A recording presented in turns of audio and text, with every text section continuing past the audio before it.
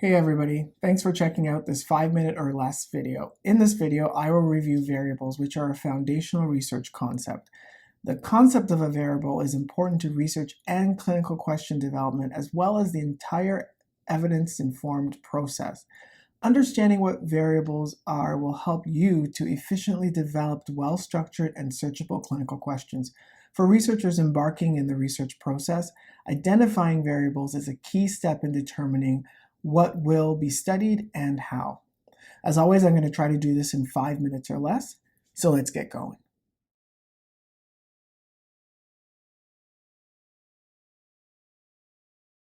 For both research and clinical questions, the variable under consideration should be clearly identified.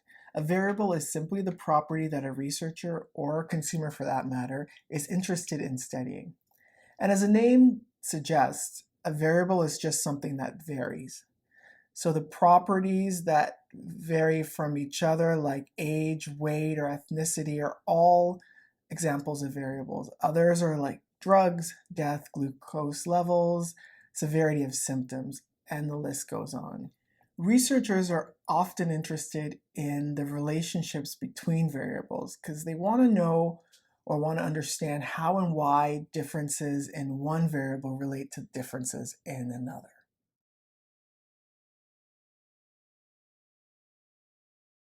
We refer to the variable that is presumed or thought to have an effect on another variable as an independent variable. And so when we think about independent variables, typically those are the things that we manipulate. So when we're thinking about experiments, we might manipulate the type of drug we give one person versus the type of drug we give another. And we want to see if that drug has an effect on something. So the thing that shows the effect is the dependent variable. So from a consumer perspective, when we're thinking about developing research questions using the PICO framework, the intervention is the independent variable. And I like to think about it in this way. The independent variable is out there on its own. It's independent. It doesn't care what happens because it's not going to be affected by anything. You can make a change in it, or you can observe how its variations that are occurring naturally, so in non-experimental research, are impacting something else. But it, in and of itself, is not dependent on anything. It's independent.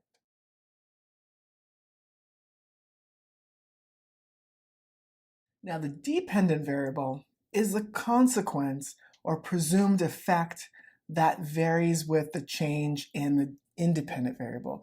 It's the thing that you see the change in, and that change is going to look differently depending on what you do to the independent variable. So the variable is dependent on the independent variable, and therefore it's referred to as the dependent variable. And so we can have a change because something naturally different happens, or we can have a change in the dependent variable due to a manipulation. So that's a difference between experimental type research where we're manipulating something and natural research where we're just watching the independent variable to see if it has an effect on the dependent variable. Now, when we're thinking about PICO, the O, the outcome, is actually the dependent variable. And this makes sense. The dependent variable and the outcome are the same thing. That is the variable that we think is affected by changes in the independent variable, and we measure that in some way to find out what the effect might be. If a nurse wants to know how different methods of pain medication administration affect patients' perceptions of pain, the independent variable in that inquiry is the method of administration of pain medication, because I can vary that. I can give it by oral, I can give it by injection, I can give it by IV. And the dependent variable is the patient's perception of pain.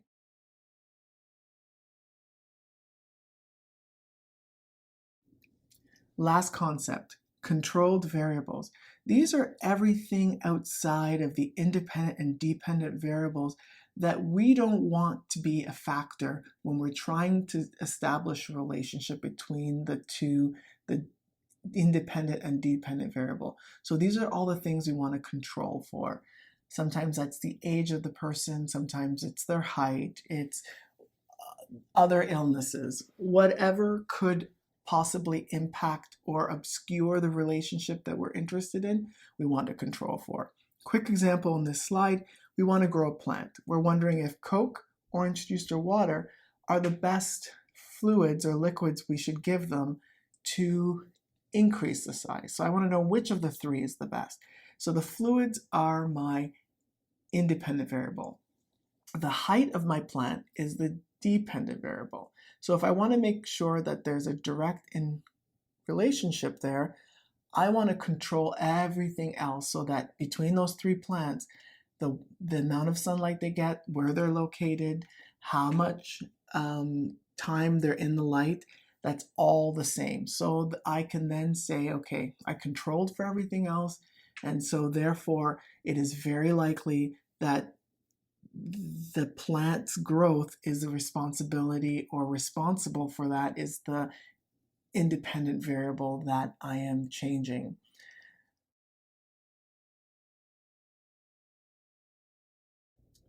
All right, that's it for the discussion on variables. If you're interested in other topics related to asking research questions, check out the other videos in the series. And as always, I'm available on Wednesdays, either at 1 till 2 or 7:30 till 8:30 for open office hours. And you can always send me an email at charlesa@nipissingU.ca.